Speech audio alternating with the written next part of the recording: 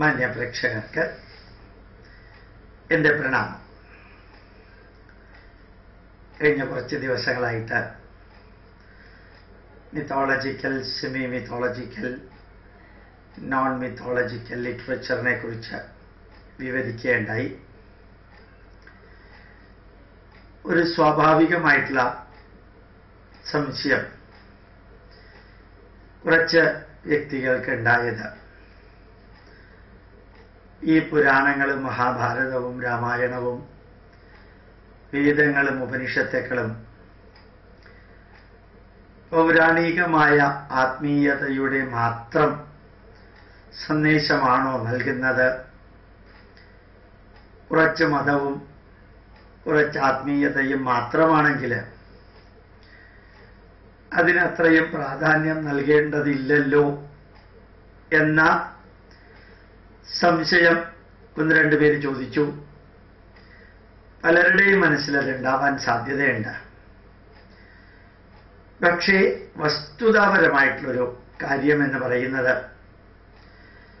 ഞാൻ കുറേ കാലങ്ങൾക്ക് മുമ്പ് സോഷ്യോളജിയിൽ MA എടുത്ത കാലത്ത്, MA സോഷ്യോളജി എടുത്ത കാലത്ത് ഞങ്ങളെ പഠിപ്പിച്ചൊരു അധ്യാപകൻ നിരന്തരം പറയുന്നുണ്ടായിരുന്നു, സോഷ്യോളജി MA എന്നല്ല പറയേണ്ടത്, സോഷ്യോളജി MSc എന്നാണ് പറയേണ്ടത്. സോഷ്യോളജി ഒരു സയൻസ് സബ്ജക്റ്റാണ് എന്ന് അദ്ദേഹം പറയുകയുണ്ടായി. അതേപോലെ ഇന്ന് MBA എടുക്കുകയാണെങ്കിൽ, പഠിക്കുകയാണെങ്കിൽ, ലോകത്തിലെവിടെയാണെങ്കിലും MBAക്ക് നമ്മളെ പഠിപ്പിക്കുന്നത്, ഞാനും അതെടുത്ത കാലത്ത് എടുക്കുകയുണ്ടായി, നമ്മളെ പഠിപ്പിക്കുന്നത് അക്കൗണ്ടിങ്ങും അതുപോലെ തന്നെ പ്രോഫിറ്റ് ലോസ് അല്ലെങ്കിൽ ടേൺ ഓവർ ഇങ്ങനെയുള്ള കാര്യങ്ങൾ മാറ്റി നിർത്തിയാൽ production quality, quality of the HR, human resource management, space management, light management, technology management and human resource management, എല്ലാ മാനേജ്മെന്റും, ഈവൻ ഫിനാൻസ് മാനേജ്മെന്റ് വരെ, ഫിനാൻഷ്യൽ ഡാറ്റ ഒഴികെ ബാക്കി എല്ലാ മാനേജ്മെന്റുകളും പഠിപ്പിക്കുന്നത് വളരെ വ്യക്തമായിട്ട് 4 വാക്കുകളിലൂടെയാണ്. 4 വാക്കുകൾ. ഒന്ന് സ്റ്റോറീസ്. ഇന്ന് സ്റ്റോറീസാണ് മാനേജ്മെന്റിന്റെ അടിത്തറ നിലനിൽക്കുന്ന 4 സ്തംഭങ്ങളില് ഒന്ന് സ്റ്റോറീസാണ്. 2 എക്സ്പീരിയൻസസ് ആണ്. 3 അഡ്വൈസസ് ആണ്. 4 ജീവിത സത്യങ്ങളാണ്, ട്രൂത്ത്. വളരെ സിമ്പിളായിട്ടൊരു കാര്യം പറയാം. ഞാൻ MBA ICFI ബിസിനസ് സ്കൂളിൽ നിന്ന് എടുത്തപ്പോൾ ശങ്കർപള്ളിയിലുള്ള IBSന്റെ വളരെ വലിയൊരു സ്ഥാപനത്തിൽ, സെന്ററിൽ ക്ലാസ് എടുത്തപ്പോൾ ഹാർവാർഡ് യൂണിവേഴ്സിറ്റിയിൽ നിന്ന് MBA എടുത്തു വന്ന ഡോക്ടർ YLN മൂർത്തി എന്ന് പറയുന്ന വ്യക്തി, ഡോക്ടർ YLN മൂർത്തി, അദ്ദേഹം ക്ലാസ് എടുത്തത് ആമയുടെയും മുയലിന്റെയും കഥയാണ്. അത് മഹാഭാരതത്തിലുള്ളതാണ്. മഹാഭാരതത്തിലുള്ളതാണെന്ന് നമുക്ക് അറിഞ്ഞുകൂടാ, പലർക്കും അറിഞ്ഞൂടാ. ആമയും മുയലും പന്തയം വെച്ചു. നിങ്ങൾക്കറിയാം, ആമ ജയിച്ചു, മുയല് ഉറങ്ങിയത് കൊണ്ട് തോറ്റു. അടുത്ത ദിവസം മുയല് ആമയുടെ അടുത്ത് പോയി അത്രേ. എന്നിട്ട് ആമയോട് പറഞ്ഞു, ഇന്ന് നമുക്ക് പന്തയം വെക്കാം. ആമയ്ക്ക് അമിതമായ ആത്മവിശ്വാസം ഉണ്ടായിരുന്നു. പന്തയം വെച്ചു. മുയൽ ഉറങ്ങാത്തത് കൊണ്ട് 2ാമത്തെ ദിവസം മുയൽ ജയിച്ചു, ആമ തോറ്റു. 3ാമത്തെ ദിവസം ആമ വന്ന മുയലിനോട് പറഞ്ഞു അത്ര, ഇന്ന് നമുക്ക് പന്തയം വെക്കാം. മുയലിനറിയാം എന്ത് സംഭവിച്ചാലും ഞാനേ ജയിക്കുള്ളൂ എന്ന്. അതുകൊണ്ട് മുയൽ ഒന്നും ചോദിക്കാതെ ശരിയെന്ന് പറഞ്ഞു. ആമ പന്തയത്തിന് വേണ്ടി തിരഞ്ഞെടുത്ത സ്ഥലത്തിന് ഇടയ്ക്ക് ഒരു പുഴയുണ്ടായിരുന്നു, ഒരു റിവർ ഉണ്ടായിരുന്നു. പോയിന്റ് എയിൽ നിന്ന് പോയിന്റ് ബിയിലേക്ക് പോകുന്നതിനിടയ്ക്ക് ഒരു റിവർ ഉണ്ടായിരുന്നു. രണ്ടുപേരും ഓട്ടം ആരംഭിച്ചു. പകുതി എത്തിയപ്പോൾ പുഴ വന്നപ്പോൾ മുയൽ നിന്നു. ആമ പുഴയിൽ ചാടി അപ്പുറത്തേക്ക് എത്തി. ആമ ജയിച്ചു. 4ാമത്തെ ദിവസം അവർ തീരുമാനിച്ചു, ഇനി നമ്മൾ തമ്മിൽ കോമ്പറ്റീഷൻ വേണ്ട, കോംപ്ലിമെന്റേഷൻ മതി. നമ്മൾ ഒരിക്കലും കോൺഫ്ലിക്റ്റിങ്ങും കോൺട്രഡിക്ഷനും കോമ്പറ്റീഷനും വേണ്ട. എവിടെയെല്ലാം നിനക്ക് പ്രശ്നം വരുന്നോ ഞാൻ സഹായിക്കാം, എവിടെയെല്ലാം എനിക്ക് പ്രശ്നം വരുന്നോ നീ സഹായിക്കണം. അപ്പൊ ആ ഒരു കഥ ഞങ്ങളുടെ ക്ലാസ്സിൽ പറഞ്ഞപ്പോൾ എല്ലാവരും കൈയടിച്ചു. ഒരു ഹാർവാർഡ് യൂണിവേഴ്സിറ്റിയിൽ നിന്ന് നല്ല ഉയർന്ന മാർക്കോടുകൂടി പാസ്സായ ഒരു പ്രൊഫസർ പറഞ്ഞതാണ് മഹാഭാരതത്തിലെ കഥ. ഞാനിത് നിങ്ങളോട് പറയാൻ കാരണം, ഇന്ന് മാനേജ്മെന്റ് എന്ന് പറയുന്നത് ഒരു സയൻസാണ്. മാനേജ്മെന്റ് സയൻസ്, മാനേജ്മെന്റ് ടെക്നോളജിയാണ്. മാനേജ്മെന്റ് ഫുള്ളി സയൻസാണെന്ന്. ഇവിടെ കെമിസ്ട്രി പോലെയോ ഫിസിക്സ് പോലെയോ അല്ല, ഹ്യൂമൻ സൈക്കോളജിയുമായിട്ട് ബന്ധപ്പെട്ടത്. ആ മാനേജ്മെന്റ് കൈകാര്യം ചെയ്യാൻ ഈ 18 പുരാണങ്ങളിലും 18 ഉപപുരാണങ്ങളിലുമുള്ള കഥകളും മഹാഭാരതത്തിലെ 65,000 ശ്ലോകങ്ങളിലുള്ള കഥകളും മോസ്റ്റ് ഐഡിയലാണ്. അത് ഞാൻ പറയാൻ കാരണം, അപ്പൊ ഈ പുരാണങ്ങളും മഹാഭാരതവും വെറും കഥകൾ പറയുന്ന, ആത്മീയത പറയുന്ന, കുറെ സമയം പാഴാക്കാൻ വേണ്ടിയിട്ട് കുറെ സ്വർഗത്തെക്കുറിച്ചും നരകത്തെക്കുറിച്ചും പറയുന്ന ഗ്രന്ഥമല്ല. മാനേജ്മെന്റ് സയൻസ്, മാനേജ്മെന്റ് ശാസ്ത്രം രണ്ടു പറഞ്ഞാലും ശരിയാണ്. അത് കഥകളാണ് ഇന്ന് എല്ലാത്തിനും. നമ്മളിപ്പോ ശരിക്ക് നിസാൻ കമ്പനിയെ ഇത്രയും ഉയരത്തിലെത്തിച്ചത് ഹറോൾഡ് ഗോസൺ എന്ന് പറയുന്ന മനുഷ്യനാണ്. സഹപ്രവർത്തകരോട് കഥ പറയുന്ന ഒരു മനുഷ്യനാണ്. നിസാൻ കമ്പനിയെ ജപ്പാൻകാരെ മാനേജ്മെന്റ് പഠിപ്പിച്ച ആളാണ് അദ്ദേഹം. അപ്പൊ കഥകള് ഇന്നത്തെ മാനേജ്മെന്റിന്റെ ഏറ്റവും ഉജ്ജ്വലമായ ലേണിംഗ് ആൻഡ് ടീച്ചിങ് പ്രോസസ്സാണ്. രണ്ടാമത്തേത് അനുഭവങ്ങൾ. ഇപ്പൊ നമ്മുടെ മഹാഭാരതത്തിലെ 65,000-ഓളം ശ്ലോകവും രാമായണത്തിലെ ശ്ലോകങ്ങൾ 24,000 പ്യൂർലി അനുഭവങ്ങളാണ്. മഹാഭാരതത്തിലെ ധൃതരാഷ്ട്രരും ദുര്യോധനനുമായി ബന്ധപ്പെട്ട 20 പ്രധാന വ്യക്തികളാണ് ഉള്ളത്. രാമായണത്തിൽ രാമനുമായി ബന്ധപ്പെട്ട 20 പ്രധാന വ്യക്തികളാണ് ഉള്ളത്. അവരുടെ ജീവിതാനുഭവങ്ങൾ ഏതുപോലെയാണെന്നറിയോ? മഹീന്ദ്ര ആൻഡ് മഹീന്ദ്ര കമ്പനി പണ്ട് ഒരൊറ്റ മനുഷ്യൻ വർക്ക് ചെയ്യാതെ സിഗരറ്റും വലിച്ചുകൊണ്ട് അവര് നടന്നിരുന്നൊരു കമ്പനിയെ ആ കമ്പനിയുടെ പുതിയ മാനേജ്മെന്റ് വന്നിട്ട് ആടിമുടി മാറ്റി. ഇന്ന് മഹീന്ദ്ര ആൻഡ് മഹീന്ദ്ര കമ്പനിയുടെ അവസ്ഥ എന്താ? ആ മാറ്റിയവരുടെ ജീവിതാനുഭവമാണ് MBAക്ക് പഠിപ്പിക്കുന്നത്. അതുപോലെ തന്നെയാണ് ടൈറ്റാൻ വാച്ച്. രത്തൻ ടാറ്റയുടെയും തമിഴ്നാട് കോപ്പറേറ്റീവ് സൊസൈറ്റിയുടെയും ഒരു 5-6 കമ്പനികൾ കൂടി ചേർന്നിട്ടാണ് ടൈറ്റാൻ വാച്ച്. ഒരു കമ്പനിയുടെ അല്ലാതെ. ആ ടൈറ്റാൻ വാച്ച് അവര് ഔട്ട്സോഴ്സിംഗ് എന്ന പ്രക്രിയയിലൂടെ അതിനെ പ്രോഫിറ്റബിൾ ആക്കാൻ ശ്രമിച്ചു. ആ കമ്പനി തന്നെത്താനെ വാച്ച് ഉണ്ടാക്കുന്നത് മതിയാക്കിയിട്ട് ആ വാച്ചിന്റെ കോമ്പോണന്റുകൾ തായ്ലാന്റിലും തൈവാനിലും ചൈനയിലും ഹോങ്കോങ്ങിലും ഉണ്ടാക്കിയിട്ട് ഈ ബാംഗ്ലൂര് അടുത്തുള്ള സ്ഥലത്ത് അത് അസംബ്ലി ചെയ്യുന്ന യൂണിറ്റുകളാക്കി മാറ്റി ടൈറ്റാൻ വാച്ച് ഉണ്ടാക്കി. അതില് ഡയറക്ടർ ബോർഡിലുള്ള 12 പേരിൽ 9 പേരും രാജിവെച്ചു. വാച്ച് ഇവിടെ ഉണ്ടാക്കുകയല്ലാതെ കോമ്പോണന്റ് പുറത്ത് ഉണ്ടാക്കിയിട്ട് ഇവിടെ അസംബ്ലി ചെയ്യുന്നതിനോട് ഞങ്ങൾ യോജിക്കുന്നില്ല എന്നുള്ളത് ഒരു വ്യക്തിയുടെ തീരുമാനമാണ് ഇന്ന് ടൈറ്റാൻ വാച്ചിന്റെ വിജയം എന്ന് പറയുന്നത്. അദ്ദേഹം ആ ടൈറ്റാൻ വാച്ച് ഔട്ട്സോഴ്സ് ചെയ്തിട്ട് ഉണ്ടാക്കിയില്ലായിരുന്നു എങ്കിൽ ഇന്ന് ടൈറ്റാൻ വാച്ച് എന്നൊരു കമ്പനി ഉണ്ടാകുമായിരുന്നില്ല. അപ്പൊ നമ്മൾ പഠിക്കുന്നത് ടൈറ്റാൻ വാച്ചിന് ആ മനുഷ്യന്റെ കപ്പാസിറ്റിയാണ് ഞങ്ങൾ പഠിക്കുന്നത്. അതുപോലെ തന്നെ നോക്കാം, രത്തൻ ടാറ്റയുടെ 1990കളിൽ കാർ ഉണ്ടാക്കാൻ തുടങ്ങിയപ്പോൾ എല്ലാവരും എതിർത്തു. ടാറ്റ കമ്പനി ലോറിയും ബസ്സും മാത്രം ഉണ്ടാക്കിയാൽ മതി, കാർ ഉണ്ടാക്കിയാൽ കമ്പനി തകരുമെന്ന് പറഞ്ഞു. രത്തൻ ടാറ്റ ഒന്നും നോക്കിയില്ല, ഇൻഡിക്ക സീരീസ് കാർ ഉണ്ടാക്കി. ആ കമ്പനി എന്ന് അങ്ങ് ഫ്ലറിഷ് ചെയ്തിട്ട് ആദ്യം കുറച്ച് കുറവുകളൊക്കെ ഉണ്ടായിരുന്നു. പിന്നെ ടാറ്റ കമ്പനി ഇറക്കിയിരിക്കുന്ന വെഹിക്കിൾസിന് ഒരു കണക്കില്ല. ഏതോ 400 ടൈപ്പ് വെഹിക്കിൾസ് ആണ് ടാറ്റ കമ്പനി ഇപ്പൊ ഇറക്കിക്കൊണ്ടിരിക്കുന്നത്. അത് ഒരു മനുഷ്യന്റെ കപ്പാസിറ്റിയാണ്. IBM കമ്പനിയുടെ മാനേജർ ജസ്നർ എന്ന് പറയും, ലൂയിസ് ജസ്നർ. അദ്ദേഹത്തിന്റെ ഒരു പുസ്തകമാണ്. ലൂയിസ് ജസ്നറുടെ പുസ്തകം വായിച്ചാൽ നമ്മൾ ഷോക്ക് അടിച്ചു പോകും.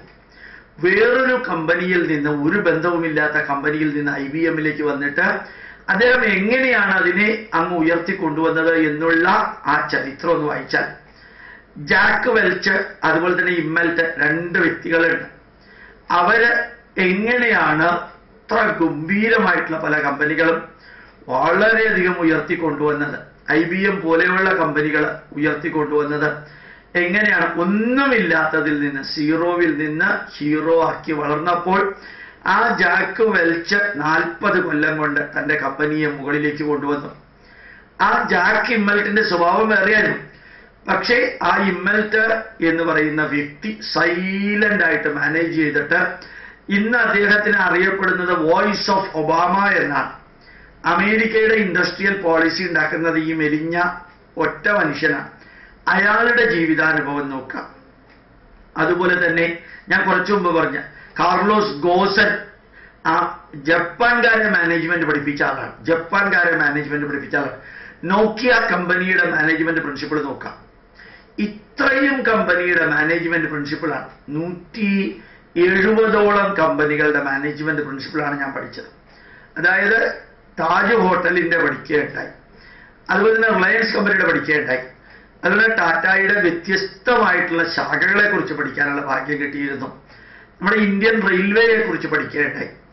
അതുപോലെ തന്നെ നമ്മളുടെ മുമ്പിൽ നോക്കുകയാണെങ്കിൽ ഓരോ ഇന്ത്യക്കാർ, കേഡിയ ഫാനിന്റെ, ബജാജിന് പറ്റിയ അബദ്ധം എന്താണ്, വേൾപൂൾ എങ്ങനെയാണ് ഫ്ലറിഷ് ചെയ്തത്, അവരുടെ അഡ്വർടൈസ്മെന്റ് എങ്ങനെയാണ് Johnson and Johnson company flourish ചെയ്തത്, എല്ലാ മാനേജ്മെന്റ് എക്സ്പീരിയൻസുകളാണ് ഞങ്ങൾ പഠിപ്പിച്ചത്. എല്ലാവരും പഠിപ്പിക്കുന്നത് അത് തന്നെയാണ്. ഇവിടെ നമുക്ക് നമ്മുടെ മിത്തോളജി എന്ന് പറയുന്ന മഹാഭാരതത്തില് ശരിക്ക് ശകുനി ഒരു മാനേജറാണ്, നെഗറ്റീവ് മാനേജ്മെന്റ് ആണ് അദ്ദേഹം ചെയ്തത്. ശ്രീകൃഷ്ണൻ ഒരു മാനേജറാണ്. അതേപോലെ ധർമ്മപുത്രൻ ഒരു മാനേജ്മെന്റ് ആണ് ചെയ്തത്. വിതുരൻ ചെയ്തത് മാനേജ്മെന്റ് ആണ്. ഭീഷ്മർ ചെയ്തത് മാനേജ്മെന്റ് ആണ്. ശരിക്ക് ഉള്ളിലേക്ക് ഇറങ്ങിച്ചെന്നാല് ജീവിച്ചിരുന്നവരോ ജീവിച്ചിരിക്കാത്തവരോ ആരും ആവട്ടെ, അതൊന്നും നമുക്ക് ഇമ്പോർട്ടന്റ് അല്ല. പക്ഷെ അവരുടെ മാനേജ്മെന്റ് പ്രിൻസിപ്പിൾ എങ്ങനെയാന്ന് നോക്കാം. എങ്ങനെയാണ് ദ്രോണാചാര്യരെ കൃഷ്ണൻ വധിച്ചത്, മാനേജ്മെന്റാണ്. ഒരു കമ്പനിയെ പരാജയപ്പെടുത്തുന്ന മാനേജ്മെന്റാണ്. എങ്ങനെയാണ് ഭീഷ്മരെ ശ്രീകൃഷ്ണൻ ശിഖണ്ഡിയെ മുമ്പിൽ നിർത്തിയിട്ട് തട്ടിയത്, പ്യുവർ മാനേജ്മെന്റാ. എങ്ങനെയാ കർണനെ വധിച്ചത് നോക്കുക. ഇങ്ങനെയുള്ള മാനേജ്മെന്റുകളായിട്ട് മഹാഭാരതത്തെ കാണാൻ നമുക്ക് സാധിച്ചാൽ അതിനകത്ത് മിത്തോളജി ഉണ്ടെന്ന് ഒരൊറ്റ മനുഷ്യൻ പറയില്ല. ഇത് മാത്രമല്ല, കുന്തി എങ്ങനെയാണ് ഈ 5 മക്കളെ കൈകാര്യം ചെയ്തത്, എങ്ങനെയാണ് ഗാന്ധാരിക്ക് 100 മക്കളെ കൈകാര്യം ചെയ്യാൻ പറ്റാതെ പോയതെന്ന് നോക്കാം.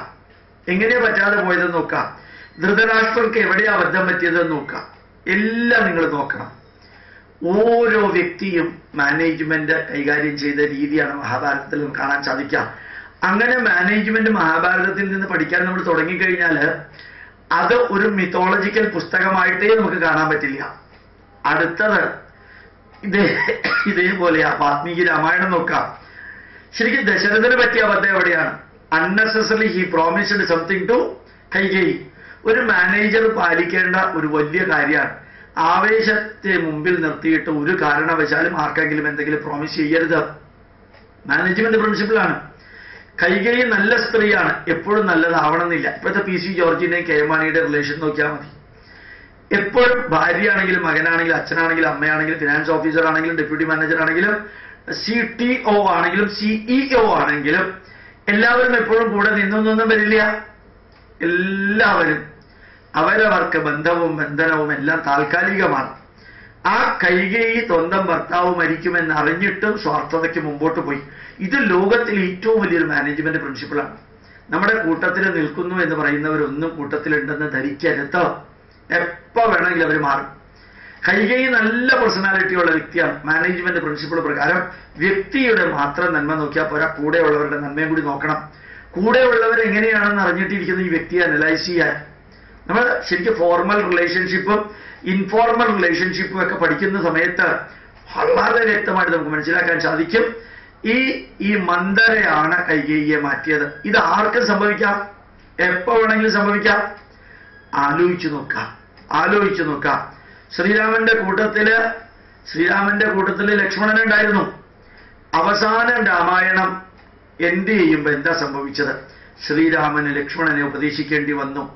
ഒരു കമ്പനിയുടെ സിഇഒക്ക് കൂടെ ഉണ്ടായിരുന്നവരെ ചിലപ്പോ ലാസ്റ്റ് മൊമെന്റിൽ ഉപേക്ഷിക്കേണ്ടി വരും. അതൊരു മാനേജ്മെന്റ് പ്രിൻസിപ്പിളാണ്. നമ്മള് രാമായണത്തിലൂടെ പഠിക്കുമ്പോൾ ആത്മീയമായിട്ട് കാണുന്നത് മാത്രമേ ഉള്ളൂ. സീതാദേവി ലക്ഷ്മണരേഖ ലംഘിച്ചു. എന്ത് മാനേജ്മെന്റ് പ്രിൻസിപ്പിൾ അതിനകത്തുള്ളത് നോക്കാം. മാനേജ്മെന്റ് സയൻസിൽ പറയുന്നു സകല വ്യക്തികൾക്ക് ലക്ഷ്മണരേഖയുണ്ട്. അച്ഛനുണ്ട്, അമ്മയ്ക്കുണ്ട്, മകനുണ്ട്, മകൾക്കുണ്ട്, എല്ലാവർക്കും ഉണ്ട്. സിഇഒക്കുണ്ട്, മാനേജർക്കുണ്ട്, ഫിനാൻസ് മാനേജർക്കുണ്ട്, മാനേജ്മെന്റ് ഡയറക്ടർ ബോർഡിനുണ്ട്, എല്ലാവർക്കുമുണ്ട് ലക്ഷ്മണരേഖ. ഗംഭീരമായിട്ട് പഠിക്കുക. ആ ലക്ഷ്മണരേഖ ലംഘിച്ചാൽ പറ്റുന്നതാണ് സീതാദേവിക്ക് പറ്റിയത്. നമുക്ക് ആപ്ലിക്കബിള. നമ്മൾ നമ്മുടേതായിട്ടുള്ള ലക്ഷ്മണരേഖ ലംഘിച്ചാൽ നമുക്ക് സർവനാശമായിരിക്കും സംഭവിക്കുക. സിമ്പിൾ ആൻസറാണ്. ചിലപ്പോൾ നല്ല ക്വാളിറ്റിയുള്ളൊരു മനുഷ്യൻ നമ്മുടെ കൂട്ടത്തിൽ ഉണ്ടായിന്ന് വരും. 10 വിദ്യകൾ അറിയാവുന്ന 10 തലയുടെ കപ്പാസിറ്റി ഉള്ള ഒരാളാണ്. അയാൾക്ക് ഒരു കുറവുണ്ടായിരുന്നു, അദ്ദേഹത്തിന് ഒരു കുറവുണ്ടായിരുന്നു, മറ്റ് സ്ത്രീകളോടുള്ള ആസക്തി. അതാണ് അദ്ദേഹത്തിന്റെ നാശത്തിന് കാരണമായത്. അപ്പൊ നമ്മുടെ കൂട്ടത്തിലുള്ള വ്യക്തികളെ നല്ലോണം പരിശോധിച്ച് നോക്കാം. എവിടെയെങ്കിലും അദ്ദേഹത്തിന് ഒരു ഫ്ലോപ്പ് ഉണ്ടാവും. ഫ്ലോപ്പ് ഉണ്ടാവാതിരിക്കില്ല. അതാണ് പക്ക മാനേജ്മെന്റ്.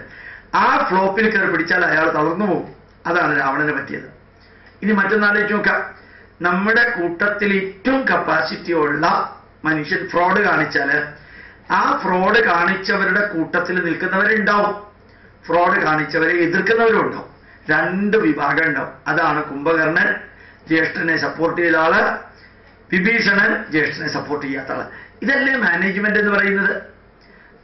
നിങ്ങൾ രാമായണത്തിലെ 24,000 ശ്ലോകം എടുത്ത് നോക്കാം. 100 മാനേജ്മെന്റ് പ്രിൻസിപ്പിൾ അതിനകത്ത് കാണും. ഞാൻ നേരത്തെ പറഞ്ഞപ്പോ മഹീന്ദ്ര കമ്പനിയെ അടിമുടി അങ്ങ് ശുദ്ധീകരിച്ചപ്പോ ശരിക്ക് ഭൂരിഭാഗം മാനേജേഴ്സും ജോലിക്കാരുടെ കൂട്ടത്തിൽ നിന്നു.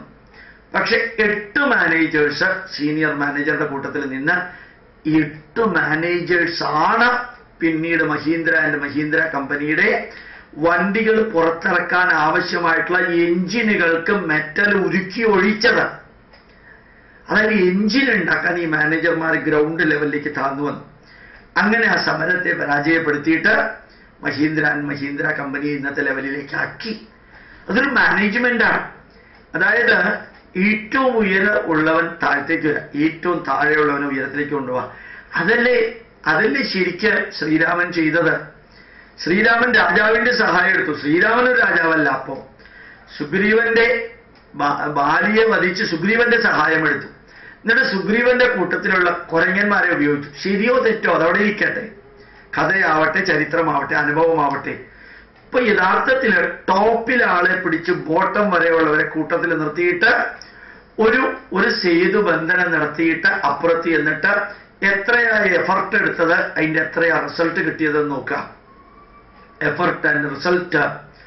ഇതല്ലേ മാനേജ്മെന്റ്. ഇപ്പൊ മാനേജ്മെന്റ് സയൻസ് അല്ലേ രാമായണം. അവസാനം രാമായണത്തിൽ 24,000 ശ്ലോകം നിങ്ങൾ വായിച്ചു കഴിഞ്ഞാൽ ഒന്നും മനസ്സിലാവും. അതിനകത്ത് ആത്മീയത എന്ന് പറയുന്നത് ഇല്ല, മിത്തോളജി എന്ന് പറയുന്നത് ഇല്ല. അൺഫോർച്ചുനേറ്റ്ലി നമ്മൾ മിത്തോളജിക്കൽ സ്റ്റാറ്റസ് കൊടുത്തു. ഭക്തി കൂടി കൊടുത്തു. അത് തെറ്റൊന്നുമല്ല. ഭക്തി കൊടുക്കുന്നതിൽ എന്താ തെറ്റുള്ളത്? എല്ലാത്തിലും ഭക്തി ഇല്ലേ ഭാരതീയർക്ക്? അമ്മയെ കണ്ട മാതൃദേവോ ഭവ എന്നല്ലേ പറയാ? വെറും സ്ത്രീയാണെന്ന് പറയാറുണ്ടോ? അച്ഛനെ പിതൃദേവോ ഭവ എന്നല്ലേ പറയാ? അതുപോലെ ഭാരതത്തെ ഭാരതമാതാവ് എന്നല്ലേ പറയാ? വെറുതെ ഒഴുകുന്ന വെള്ളത്തെ ഗംഗാമാതാവ് എന്ന് പറഞ്ഞിട്ടല്ലേ നമ്മൾ ആരാധിക്കുന്നത്, ആരത്തി നടത്തുന്നത്? പശുവിനെ നമ്മൾ ആരാധിക്കാറില്ലേ? ആൽമരത്തിനെ ആരാധിക്കാറില്ലേ? ആനയെ ആരാധിക്കാറില്ലേ? എല്ലാത്തിനോടും നമ്മളൊരു ഭക്തി, ഡിവോഷൻ, ഡെഡിക്കേഷൻ നമ്മൾ കൊടുക്കാറില്ലേ? അത് രാമായണത്തിന് കൊടുത്തു, മഹാഭാരതത്തിന് കൊടുത്തു. പക്ഷേ അതിനകത്ത് മാനേജ്മെന്റ് പ്രിൻസിപ്പിൾ ആണെന്നുള്ളത് ഞാനും നിങ്ങൾ മനസ്സിലാക്കണം. മനസ്സിലാക്കിയതുകൊണ്ട് എന്ത് പ്രയോജനം? ഇപ്പോൾ ഉള്ള വീക്ഷണം മാറിക്കിട്ടും. ഇപ്പോൾ ഉള്ള വീക്ഷണം മാറിയതുകൊണ്ട് എന്ത് പ്രയോജനം? ഇവിടെ കുറച്ച് ആത്മീയതയും തത്വശാസ്ത്രവും മാത്രമേ ഉണ്ടായിരുന്നുള്ളൂ എന്ന ധാരണ മാറിക്കിട്ടും. ആ ധാരണ മാറിക്കിട്ടിയതുകൊണ്ട് എന്താ പ്രയോജനം? ലോകത്തിന്റെ മുമ്പിൽ വളരെ ഭംഗിയായിട്ട് നമുക്ക് പറയാൻ സാധിക്കും. ഞാൻ ഇന്ന് പറയാൻ ഉദ്ദേശിച്ചത് വേറൊരു വിഷയമാണ്. ഇന്നത്തെ TV ചാനലില് ഒബാമ ഭാരതത്തിലെ മതപരമായ ഇൻടോളറൻസിനെ കുറിച്ച് പറഞ്ഞു എന്ന് പറഞ്ഞിട്ട് TV ചാനലുകളിൽ നിരന്തരം വരുന്നുണ്ട്. 2 മണിക്ക് നമ്മുടെ ഫിനാൻസ് മിനിസ്റ്റർ അരുൺ ജെയ്റ്റ്ലി ഒരു പ്രസ് കോൺഫറൻസ് നടത്തിയപ്പോ ഒരു പത്രക്കാരൻ ചോദിച്ചു, ഒബാമ ഇങ്ങനെ പറഞ്ഞല്ലോ, അതിൽ നിങ്ങളുടെ അഭിപ്രായം എന്താ? ഭാരതത്തില് മതപരമായ ഇൻടോളറൻസ് കൂടി വരുന്നു എന്നുള്ളതിനെക്കുറിച്ച് ഒബാമ പറഞ്ഞതിൽ നിങ്ങളുടെ അഭിപ്രായം എന്താണ്? വളരെ ഭംഗിയായിട്ട് അരുൺ ജെയ്റ്റ്ലി അതിന് മറുപടി പറഞ്ഞത് എന്താണെന്ന് വെച്ചാൽ, അദ്ദേഹത്തിന്റെ തൊട്ട് ഇടതുവശത്ത് ദലൈലാമയെ ഇരുത്തിക്കൊണ്ട് തന്നെയാണ് അദ്ദേഹം അത് പറഞ്ഞത് എന്നുള്ളത് വളരെ രസകരമായ അനുഭവമാണ്. ഇനി ഇതിനേക്കാളും വലിയൊരു കമന്റ് എന്താ പറയാനുള്ളത്? ചൈനക്കാര് പുറത്താക്കിയ ദലൈലാമയെ ഭാരതം എത്ര ഭംഗിയായിട്ട് സ്വീകരിച്ചു, ബുദ്ധമതത്തെയും മറ്റു മതങ്ങളെയും എല്ലാവരെയും സ്വീകരിച്ചു എന്നുള്ളതിന് അചഞ്ചലമായൊരു മറുപടിയാണ് കൊടുത്തത്. അചഞ്ചലമായൊരു മറുപടി. ശരിക്കും മറ്റെല്ലാ പ്രശ്നങ്ങളെയും സോൾവ് ചെയ്യാൻ നമ്മുടെ നാടിന്റെ സംസ്കാരത്തെയും അതിന്റെ മൂല്യങ്ങളെയും മാനേജ്മെന്റ് എന്ന കാഴ്ചപ്പാടിലൂടെ കാണാൻ സാധിച്ചാൽ, ശരിക്കും പറഞ്ഞാൽ the whole world is the practice of management. ഈ ലോകം മുഴുവൻ നമ്മൾ മാനേജ് ചെയ്യാണ്.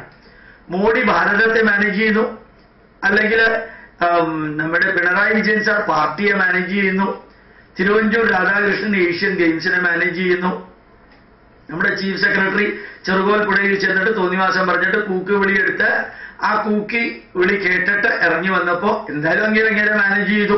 എനിക്കാണ് സംഭവിച്ചത്. അപ്പോ ഉമ്മൻചാണ്ടി അദ്ദേഹത്തിന്റെ സിസ്റ്റത്തെ മാനേജ് ചെയ്യുന്നു. The whole world is the management. അച്ഛൻ അച്ഛന്റെ പദവിയെ മാനേജ് ചെയ്യുന്നു, അമ്മ അമ്മയുടെ പദവിയെ മാനേജ് ചെയ്യുന്നു. എല്ലാവരും ഒരു മാനേജ്മെന്റാണ് ചെയ്യുന്നത്. ആ മാനേജ്മെന്റ് തന്നെയാണ് സി വി രാമന് നോബൽ സമ്മാനം മേടിച്ച് കൊടുത്തത്. ആ മാനേജ്മെന്റ് തന്നെയാണ് ആൽബർട്ട് ഐൻസ്റ്റീനെ ഇത്രയും വലിയ ശാസ്ത്രജ്ഞനാക്കിയതും. അപ്പോൾ ശാസ്ത്രം കൈകാര്യം ചെയ്യുന്നവർ, സാങ്കേതിക വിദ്യ കൈകാര്യം ചെയ്യുന്നവർ, അവരുടെ മുകളിലൊരു വിഷയമുണ്ട്. അതാണ് മാനേജ്മെന്റ് സയൻസ്. അല്ലാണ്ട് ഹൈഡ്രജനും ക്ലോറിനും ചേർന്ന് ഹൈഡ്രജൻ ക്ലോറൈഡ് ആവും എന്ന് പറയുന്ന രസതന്ത്രം അല്ല പ്യുവർ സയൻസ്. അതൊരു ഫാക്ടർ. അത് കൈകാര്യം ചെയ്ത് ഹൈഡ്രോക്ലോറിക് ആസിഡ് ഉണ്ടാക്കുന്ന ടെക്നോളജി കൈകാര്യം ചെയ്യുന്ന മാനേജേഴ്സും, വലിയ ഫാക്ടറിയുടെ സിഇഒമാരും CTOമാരും ഫിനാൻസ് ഓഫീസർമാരും എല്ലാവരും ഉണ്ട്, ഡയറക്ടർമാരൊക്കെ ഉണ്ട്. അതിന്റെ മാനേജ്മെന്റാണ് നമ്മുടെ പുരാണത്തിലെ കഥകളിലൂടെ വരുന്നത്. അതിന്റെ മാനേജ്മെന്റാണ് മഹാഭാരതത്തിലെയും രാമായണത്തിലെയും അനുഭവങ്ങളിലൂടെ വരുന്നത്. ഇനി അത് കഴിഞ്ഞില്ല. മൂന്നാമത്തേത് ഞാൻ പറഞ്ഞു, മാനേജ്മെന്റിന്റെ അടിസ്ഥാന സത്യങ്ങളിരിക്കുന്ന ഉപദേശങ്ങളിലാണ്, അഡ്വൈസാണ്. മാർട്ടിൻ ലൂതർ കിങ് ഒരു അഡ്വൈസ് നൽകിയിരിക്കുന്നു.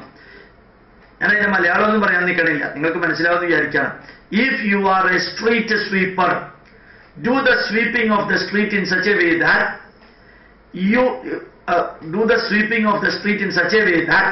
Beethoven composed the music, Michelangelo did his painting, and Shakespeare composed the fiction.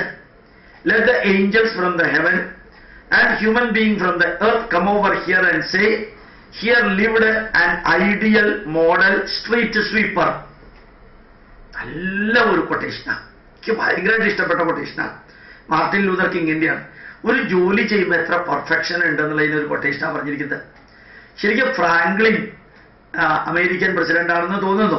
അദ്ദേഹം പറഞ്ഞത് many big companies have failed more times than small companies. നല്ലൊരു കൊട്ടേഷൻ അല്ലേ അത്? വേറൊരു നോക്കാം. Having the same breakfast and riding the same vehicle, going to the same office and sitting in the same chair and doing the same thing and you expect a different result by doing the same thing. How is it possible? Appo doing the same thing and expecting different result is impossible. Idana Albert Einstein paranja quotation. Oru ഉപദേശമാണ് quotation പോലെയുള്ള ഉപദേശം. So being different ആണ് വേണ്ടത്. From now, after 20 years, if you look back, you will be more disappointed on what you have not done than what you have done. Mark Twain പറഞ്ഞ quotation. ഒരു ഉപദേശമാണത്, വലിയ ഉപദേശമാണ്. നമ്മുടെ പ്രോവർബുകളിൽ ഉപദേശമുണ്ട്, പഴഞ്ചൊല്ലുകളിൽ ഉപദേശമുണ്ട്. ഞാൻ എല്ലായിടത്തും പറയാറുള്ളതാ. കുരയ്ക്കുന്ന മാനേജർ കടിക്കില്ല, കടിക്കുന്ന സെക്രട്ടറി കുരയ്ക്കില്ല, പിന്നുന്ന കമ്മിറ്റി അംഗങ്ങളെല്ലാം ചൂടുവെള്ളത്തിൽ വീണ ട്രഷററുടെ പച്ചവെള്ളം കണ്ടു കഴിഞ്ഞാൽ പേടിക്കും.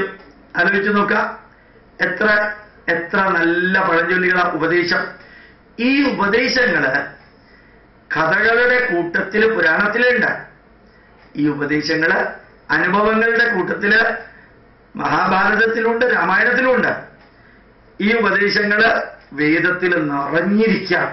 ഉത്തിഷ്ഠത, ജാഗ്രത, പ്രാപ്യവരാൻ നിബോധത, സത്യം വദ, ധർമ്മം ചര, സ്വാധ്യായാൻ മാ പ്രമദ, സത്യാന്ന പ്രമദിതവ്യം ധർമാന്ന പ്രമദിതവ്യം ബോധ്യൈന പ്രമദിതവ്യം കുശലാന്ന പ്രമദിതവ്യം സ്വാധ്യായ പ്രവചനാഭ്യാം ന പ്രമദിതവ്യം ദേവപിതൃകാര്യാഭ്യാം ന പ്രമദിതവ്യം. എല്ലാ മാനേജ്മെന്റ് മെസ്സേജാണ്. സംഗച്ഛധ്വം സംവദത്വം സംവോമനാംസി ജാനത ദേവാഭാഗമിതാ പൂർവേ സഞ്ജാനാന ഉപാസതേ സമാനോ മന്ത്രഃ സമിതി സമാനീ സമാനം മനസഃ ചിത്തമേഷാം സമാനം മന്ത്രം അഭിമന്ത്രയേവ സമാനേന വോ ഹവിഷാ ജുഹോമി സമാനീവ ആകൂതി സമാന ഹൃദയാനിവ സമാനമസ്തു വോ മനോ യഥാവസ്തു സഹാസതി. ഇതിന്റെ അർത്ഥം ഞാൻ പറയാൻ നിൽക്കണില്ല, നേരത്തെ പറഞ്ഞിട്ടുണ്ട്. ഓരോ വാക്കുകൾ മാനേജ്മെന്റ് പ്രിൻസിപ്പിളാണ്. ഞാൻ 1 മണിക്കൂർ വേണമെങ്കിൽ വരിക്കാം. സഹനാവവതു മാനേജ്മെന്റ് പ്രിൻസിപ്പിളാണ്. സഹനൗ ഭുനക്തു, let us exist together, let us share the result of the work together. സഹവീര്യം കരമാവഹൈ, നമുക്ക് ഒരുമിച്ച് പ്രവർത്തിക്കാം. തേജസ്വിനാവധീതമസ്തു, അപ്രകാരം നമുക്ക് തേജസ്വികളാകാം. മാ വിദ്വേഷാവഹൈ, നമുക്ക് വിദ്വേഷമില്ലാത്ത അവസ്ഥ ഉണ്ടാക്കാം. ഏത് യുക്തിവാദിയും നിരീശ്വരവാദിയും ഇടതുപക്ഷക്കാരൻ ക്രിസ്ത്യാനിയും മുസ്ലിം ഈ ലോകത്തിലെ ഏത് ടൈപ്പ് മനുഷ്യരെ കേട്ടാലും കണ്ടാലും പ്യുവർ മാനേജ്മെന്റ് ഗ്രന്ഥമാണ് വേദം. വരേണ്യവർഗത്തിന്റെയാണ്, സവർണ മൂരാച്ചിയാണെന്നൊക്കെ പറഞ്ഞ് നമ്മളെ തെറ്റിദ്ധരിപ്പിച്ചപ്പോ മക്കളെ നമ്മൾ വിചാരിച്ചു അതാണ് സത്യമെന്ന്. അത് നമ്മളെ തെറ്റിദ്ധരിപ്പിച്ചവരുടെ കുഴപ്പം മാത്രമല്ല, തെറ്റിദ്ധരിക്കാൻ നിന്നു കൊടുക്കാൻ നമ്മുടെയും കുഴപ്പമാണ്. നമ്മളൊന്ന് ആലോചിച്ച് നോക്കുക. എനിക്ക് അസുഖമാണെന്ന് പറഞ്ഞാൽ ഒരു ഡോക്ടറെ അടുത്ത് പോയി വിചാരിക്കാം. ഡോക്ടർ പറഞ്ഞതും തന്ന മരുന്നുമായിട്ട് വലിയ വിശ്വാസമില്ലെങ്കിൽ നമ്മൾ എന്താ ചെയ്യുക? നമ്മൾ അടുത്ത ഡോക്ടറെ അടുത്തേക്ക് പോകും. ഒരു ഹോട്ടലിൽ കയറി ഭക്ഷണം ശരിയല്ല എന്ന് പറഞ്ഞാൽ നമ്മൾ എന്ത് ചെയ്യും? വേറെ നല്ല ഹോട്ടലിലേക്ക് പോകും. ഒരു കടക്കാരൻ നമ്മളെ പറ്റിക്കുന്നു എന്ന് പറഞ്ഞാൽ നമ്മൾ എന്ത് ചെയ്യും? ഇനി ആ കടയിൽ പോയില്ല, വേറെ കടയിലേക്ക് പോകും. നമ്മൾ ഒരു വാഹനത്തിൽ നമ്മൾ കയറുമ്പോൾ അയാളുടെ പെരുമാറ്റം ശരിയല്ലെങ്കിൽ നമ്മൾ എന്ത് ചെയ്യും? വേറെ വാഹനത്തിൽ കയറും. അപ്പോ ശരിക്കും പറഞ്ഞാല് നമ്മളുടെ പൂർവീകർ പറഞ്ഞത് മുഴുവൻ അസംബന്ധവും തെറ്റും വരേണ്യവർഗത്തിൻ്റെതുമാണെന്ന് ഇവിടുത്തെ യുക്തിവാദികളും ഇവിടുത്തെ ബുദ്ധിജീവികളും ഇവിടുത്തെ നിരീശ്വരവാദികളും ഇവിടുത്തെ പുരോഗമനവാദികളും ഇവിടുത്തെ ഇടതുപക്ഷവും ഇവിടുത്തെ ശാസ്ത്ര സാഹിത്യ പരിഷത്തും ഇവിടുത്തെ പൂക്കാസായും പറഞ്ഞപ്പോ അത് നമ്മൾ കേട്ട് വിശ്വസിച്ചു. സത്യം എന്താണെന്ന് അന്വേഷിക്കാനുള്ള സ്വതസിദ്ധമായ വ്യക്തിപരമായ സ്വാതന്ത്ര്യം നമ്മൾ ഉപയോഗിച്ചില്ല. എനിക്ക് വ്യക്തിപരമായ സ്വാതന്ത്ര്യം ഇല്ലേ? നിങ്ങൾ പറയുന്നത് ശരിയാണോ തെറ്റാണോ എന്ന് അന്വേഷിക്കാനുള്ള സ്വാതന്ത്ര്യം എനിക്കില്ലേ? ആ സ്വാതന്ത്ര്യവും എന്റെ ചിന്താശക്തിയും ബുദ്ധിയും യുക്തിയും വിവേകവും എന്തിന് ഇതേപോലെയുള്ളവരുടെ കാലിന്റെ മുമ്പിൽ കീഴടക്കി വെച്ചു? ഞാൻ വിഷയം മാറിപ്പോയിട്ടില്ല, അവിടെ തന്നെ നിൽക്കാൻ. മാത്രമല്ല പാശ്ചാത്യർ ഇതിൽ നിന്ന് നന്മകൾ എടുക്കുന്നു എന്ന് അറിഞ്ഞിട്ടെങ്കിൽ നമുക്ക് എടുത്തുകൂടായിരുന്നോ? നമ്മൾ ഇതെല്ലാം പഠിച്ചു കഴിഞ്ഞാൽ BJPയും RSSും ആവുമെന്ന് വിചാരിച്ചു. അതായത് സ്വന്തം അമ്മയെ ബഹുമാനിച്ചാൽ നമ്മൾ ഏതെങ്കിലുമൊക്കെ ആയി തീരുമെന്ന് പീഡിപ്പിച്ചു കഴിഞ്ഞാൽ അതുകൊണ്ട് ഞാൻ എൻ്റെ അമ്മയെ ബഹുമാനിക്കുന്നില്ല, അച്ഛനെ ബഹുമാനിക്കുന്നില്ല, എൻ്റെ രാഷ്ട്രത്തെ ബഹുമാനിക്കുന്നില്ല, എൻ്റെ പൈതൃകത്തെ ബഹുമാനിക്കുന്നില്ല എന്ന് പറഞ്ഞാൽ എന്തൊരു അസംബന്ധാണ്.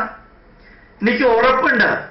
വെറുതെ ഒന്ന് നിങ്ങൾ ചിന്തിച്ചാൽ പോരെ, ഒരു 10,000 വർഷത്തെ പാരമ്പര്യമുള്ള ഈ സംസ്കാരം ഇന്ന് നിലനിൽക്കാൻ കാരണം എന്താ? മെസോപ്പൊട്ടേമിയയും ബാബിലോണിയയും ഒക്കെ പോയില്ലേ? എന്തേ അത് പോയി, എന്തേ ഇത് പോയില്ല? AD 995 മുതൽക്ക് മുഹമ്മദ് ഗസ്നി ഇവിടെ വന്ന് 650 വർഷം വിദേശത്തെ മുസ്ലിങ്ങളും 250 വർഷം ഇവിടത്തെയും പുറത്തുള്ള ക്രിസ്ത്യാനികളും ഇത് നശിപ്പിക്കാൻ ശ്രമിച്ചിട്ട് നശിക്കാത്തത് എന്തുകൊണ്ടെന്ന് അന്വേഷിക്കാനുള്ള ഒരു മനസ്സ് നിങ്ങൾക്ക് ഉണ്ടായിരുന്നുവെങ്കിൽ, നമുക്ക് ഉണ്ടായിരുന്നുവെങ്കിൽ നമ്മൾ ഈ പൈതൃകത്തെ പുച്ഛിക്കുന്നവരുടെ കൂട്ടത്തിൽ നിൽക്കുമായിരുന്നോ? ഇപ്പോ നമ്മുടെ വേദങ്ങളിലുള്ള ഉപദേശങ്ങളാണ്. ഇതുപോലെ ഉപനിഷത്തുകളിലുണ്ട്. എന്ന് ആലോചിച്ച് നോക്കൂ. ഇൻഫോസിസിലെ കമ്പനിയുടെ ചെയർമാൻ ആയിരുന്ന നാരായണമൂർത്തി ഒരു ലെവൽ കഴിഞ്ഞപ്പോൾ പറഞ്ഞു ഞാൻ അതിൽ നിന്ന് പുറകോട്ട് വരികയാണ്. അദ്ദേഹം അതിൽ നിന്ന് പുറകോട്ട് വന്നു. ഇതല്ലേ നമ്മുടെ ഉപനിഷത്ത്? ജീവിതത്തിൽ ഒന്നും ശാശ്വതമല്ല. രത്തൻ ടാറ്റ ചാർജ് മുഴുവൻ വേറെ ആൾ കൊടുത്തിട്ട് അങ്ങനെ പുറകോട്ട് വരും. മുകേഷ് അംബാനിയും അനിൽ അംബാനിയും ഒരു 1-2 വർഷം കൂടി കഴിഞ്ഞാൽ അവരെ ചെയർമാൻ പോസ്റ്റിൽ നിന്ന് മാറാൻ പോവാണ്. എന്തേ മാറാൻ പോകുന്നു? മറ്റ് കമ്പനിയിലുള്ള മറ്റ് രാജ്യങ്ങളിൽ നിന്നുള്ളതിൽ നിന്നും ഈ രാജ്യത്തിൽ എന്താ ഇത് വ്യത്യാസം വരാൻ കാരണം? ശരിക്ക് നമ്മളുടെ രാജ്യത്തിന് ഒരു പ്രത്യേകതയുണ്ട്. അവസാനത്തെ ബിന്ദു എത്തുന്നത് വരെ പൈസ ഉണ്ടാക്കലല്ല ഇവിടുത്തെ ജോലി. നമുക്ക് സ്ഥാനം ഉണ്ടെങ്കിലും മാനം ഉണ്ടെങ്കിലും അതൊന്നും സ്ഥിരമല്ല എന്ന തിരിച്ചറിവ് എപ്പോഴാണോ നമുക്ക് ഉണ്ടാവുന്നത്, ആ തിരിച്ചറിവ് ഉണ്ടാവുമ്പോൾ വലിയ ബ്ലഡ് പ്രഷർ ഉണ്ടാവില്ല. പ്രവർത്തിച്ചുകൊണ്ട് മുമ്പോട്ട് പോയ വ്യക്തി ഒരു പരിധി കഴിയുമ്പോൾ നിവർത്തിച്ചുകൊണ്ട് പുറകോട്ട് വരണം എന്നൊരു റൂളുണ്ട്. പ്രവർത്തിച്ചുകൊണ്ട് മുമ്പോട്ട് പോയ വ്യക്തി ഒരു പരിധി കഴിയുമ്പോൾ നിവർത്തിച്ചുകൊണ്ട് തിരിച്ചു വരണം. അതാണ് ഉപനിഷത്തുകൾ പറയുന്നത്. ഉത്തിഷ്ഠത, ഗ്ലോറിയസ്ലി സ്റ്റാൻഡപ്പ്. ജാഗ്രത, ഈ ഭൂമിയിൽ സ്ഥിരമല്ല എന്നുള്ളത് ഓർമ്മിക്കുക. ജാഗ്രത, ഈ ഭൂമിയിൽ സ്ഥിരമല്ല എന്നുള്ളത് ഓർമ്മിക്കുക. കഠോപനിഷത്തിലെ വരിയാണ്.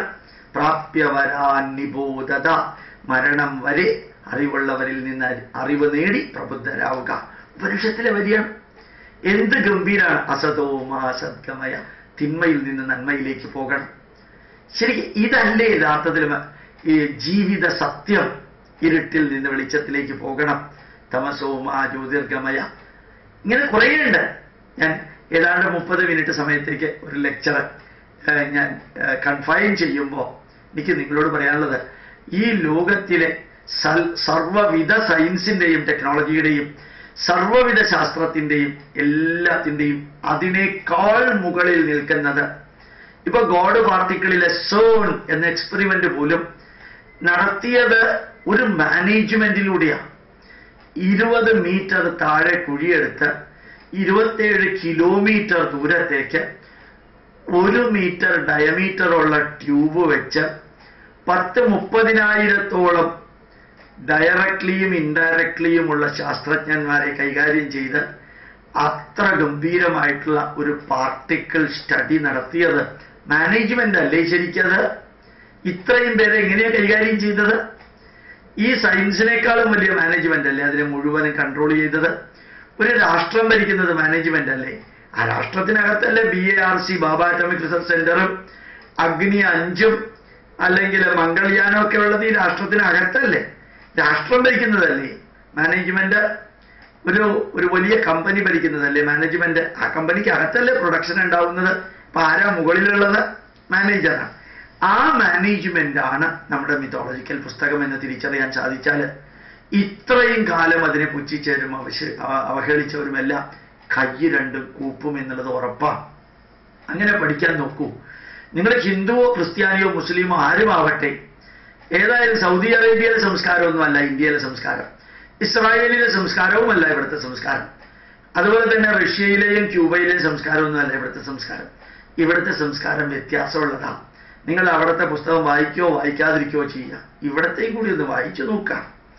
എന്നിട്ട് ഏതാണ് മഹത്തരം എന്നൊന്ന് ചിന്തിക്കാനുള്ള മനസ്സ് നിങ്ങൾക്ക് ഉണ്ടാവട്ടെ. പുരാണങ്ങളിലെ കഥകളായാലും പുരാണങ്ങളിലെയും മഹാഭാരതത്തിലെയും കഥകളായാലും മഹാഭാരതത്തിലെയും രാമായണത്തിലെയും അനുഭവങ്ങളാണെങ്കിലും പുരാണത്തിലും മഹാഭാരതത്തിലും രാമായണത്തിലും വേദത്തിലുമുള്ള ഉപദേശങ്ങളാണെങ്കിലും അതുപോലെ തന്നെ ഈ 4 എണ്ണത്തിലും പ്ലസ് ഉപനിഷത്തിലുമുള്ള ജീവിത സത്യങ്ങൾ, stories, experiences, advices and truth, ഈ 4 എണ്ണമാണ് പ്യുവർ മാനേജ്മെന്റ്. അത് നമ്മുടെ മിത്തോളജിക്കൽ പുസ്തകത്തിലുണ്ട്.